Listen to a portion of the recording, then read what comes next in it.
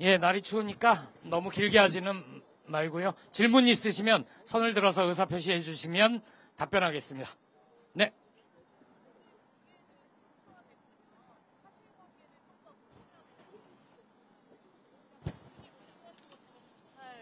수사는 아직 제대로 안 되고 있는데 만약에 이 부분을 좀 더 밝히기 위해서 어떻게 하실 건지, 특검이 만약에 관철이 안 된다면 어떻게 하실 예정이신지 궁금합니다.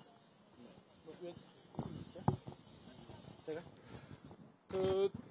이제 물론 사실관계에 관해서는 물론 이제 다툼이 있을 것입니다만 저희들이 초안을 마련하는 과정에서는 지금 현재 언론 보도나 수사 상황들을 종합해서 적어도 저희들이 사실관계가 어느 정도 개연성이 높다고 판단한 부분으로 좀 엄정하게 저희들이 추렸습니다. 다만 아까 대표님도 말씀하신 바와 같이 추후에 특검이라든지 국정조사라든지 또 추가적으로 국민 여러분께서 주시는 제보의 바탕에서 추가적인 사실관계가 더 밝혀진다면 보완하는 것은 당연하겠으나 지금 현재 밝혀진 부분들을 저희들이 엄정하게 좀 사실관계를 좀 저희들이 논의하고 수기했다는 점은 다시 한번 말씀드리겠습니다. 첨언을 드리면 박근혜 파면 당시에 나왔던 각종 혐의에 비해서 지금 윤석열, 김건희 부부의 여러 의혹과 혐의가 결코 그에 못지 않다라고 조국혁신당은 판단하고 있습니다. 이에 더해 당시에는 검찰 수사로 일부 확인된 사실이 있었으나 지금의 검찰은 그때보다 훨씬 더 무도하여 윤석열, 김건희 부부에 대해서는 단 하나도 수사하지 않아서 지금 현재 국회가 여러 차례 김건희 특검법을 발의를 했고 조만간 또 윤석열 대통령은 그에 대해서 거부권을 앞두고 있는 거 아닙니까? 이번에는 반드시 야권이 똘똘 뭉치고 이에 더해 보수의 씨앗을, 합리적 보수의 씨앗을 좀 살려놓고 싶다는 국민의힘 의원들 몇 분의 협조를 얻어 재의결 반드시 성공할 수 있도록 노력하겠습니다.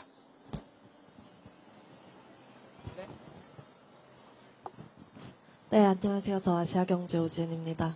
말씀 주신 대로 특검법 재의결 통과도 마찬가지고 지금 오늘 준비해 주신 탄핵소추안도 발의를 넘어서 통과를 위해서는 결국 여당의 이탈표가 필요한 상황인데 사실 21대 국회 때부터 지금까지 거의 이뤄내지 못하고 있어요. 민주당을 포함해서.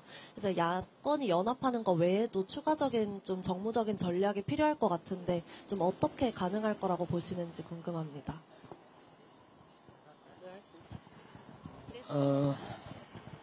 조국혁신당과 민주당의 의원들 중에는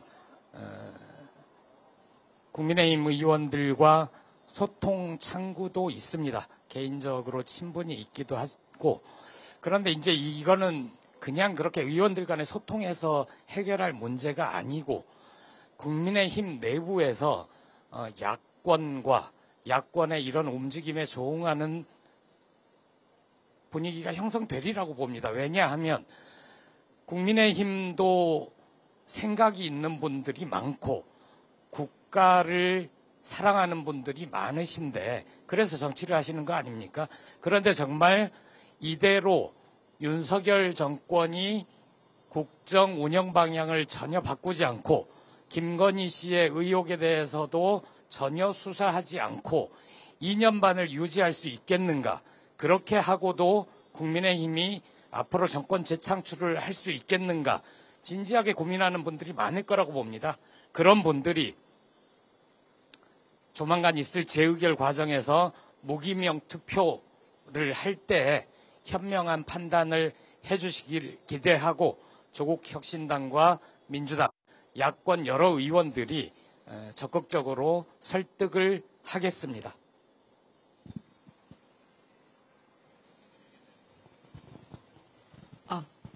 괜찮으세요? 감사합니다. 네, 오마이뉴스 유승현입니다.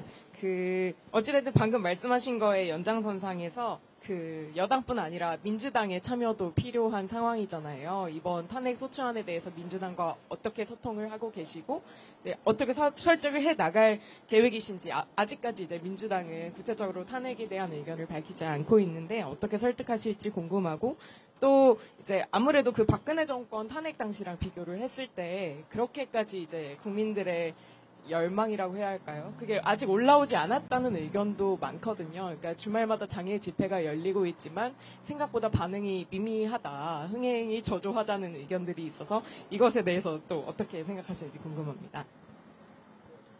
네. 그 두 가지 질문 주셨는데 앞에 질문은 김보엽 대변인께서 하신 말씀 정도가 지금 저희가 드릴 수 있는 말씀일 것 같고요. 두 번째 부분은 여러분들이 다 지적을 하시는 바와 같이 박근혜 대통령 탄핵에 대해서 국민들께서 생각하시는 바가 대통령 탄핵이라고 하는 부분에 대한 학습 효과를 많이 말씀하시지 않습니까? 그렇기 때문에 사실은 국민들께서 아직은 여전히 윤석열 정권의 이러한 여러 가지 무도함에도 불구하고 여전히 좀 마지막 마음을 좀 되게 유보하시는 것이 아닌가 이렇게 보는 것이 합당한 좀 상황인 것 같습니다. 이제 그런 상황 속에서 저희 조국혁신당이 이런 탄핵소추안 초안을 공개하고 탄핵에 대해서 선도적인 역할을 하는 것은 그럼에도 불구하고 더 이상 이런 상황을 방치했을 때 대한민국이 과연 어디로 갈 것이냐. 지금 현재 정치는 뭐 물론이고 경제, 안보, 사회 모든 분야에서 나라가 정상적으로 운영되고 있는 것인가. 조금이라도 지체하게 되었을 때 대한민국이 정말 그리고 대한민국 국민들께서 파탄적 상황에 도달을 하고야 말 것이라는 저희들은 절박한 마음들이 있기 때문에 그리고 저희들이 쇄빙선 역할을 하겠다고 이미 국민들께 말씀드리고 690만여 명의 국민들께서 저희 그러한 바람들을 지지해 주셨기 때문에 그러한 견지에서 저희들이 탄핵에 대한 그런 선도적 역할을 지금 자임하고 실제로 이렇게 하고 있다는 말씀 드리겠습니다. 예, 마지막 질문 해도 되겠죠?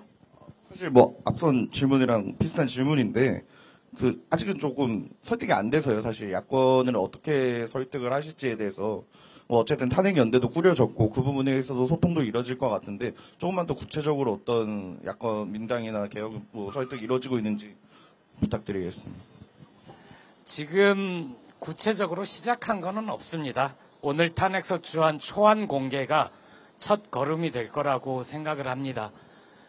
민주당은 아직 윤석열 퇴진, 김건희 특검 이 정도의 주장에 머무르고 있지만 혹시라도 김건희 특검법이 다시 재의결에 실패할 경우 민주당도 진지한 고민을 할 거라고 봅니다. 그래서 언젠가는 정말 길이 이거밖에 없을 때 조국혁신당은 이미 탄핵밖에 답이 없다라고 결론을 내리고 있는데 그 결론을 유보하고 있는 다른 야당들이 합류할 경우에 국회에 탄핵소추안 발의를 할 수 있는 정치적 환경이 만들어질 것이라고 봅니다. 박근혜 탄핵 당시에 비해서 대중들의 열기가 그에 미치지 못한다라는 말씀 주셨는데 결론적으로 보면 당시에는 이미 탄핵을 했고 박근혜를 파면을 한 뒤의 시점에서 보니까 그런 평가를 내릴 수 있습니다. 하지만 당시에도 보면 2016년 가을, 겨울 넘어가면서 점차 시민들의 동의가 커지고 거리에 촛불이 커졌던 거지 처음부터 탄핵의 성공 가능성을 믿고 거리에 나왔던 시민들이 많았던 건 아닙니다. 지금도 윤석열, 김건희 부부의 혐의는 차고 넘치고 시민들은 윤석열을 파면해야 된다는 의지가 아주 강합니다. 거기에 점점 촛불이 커지고 있는 시기이다. 아직 불이 붙지 않았다고 해서 앞으로 커지지 않을 것이다 라고 단정하기는 힘들다고 봅니다. 예, 여기까지 말씀드리고 이상 조국혁신당 탄핵소추안 초안 공개 기자회견을 마치겠습니다. 고맙습니다.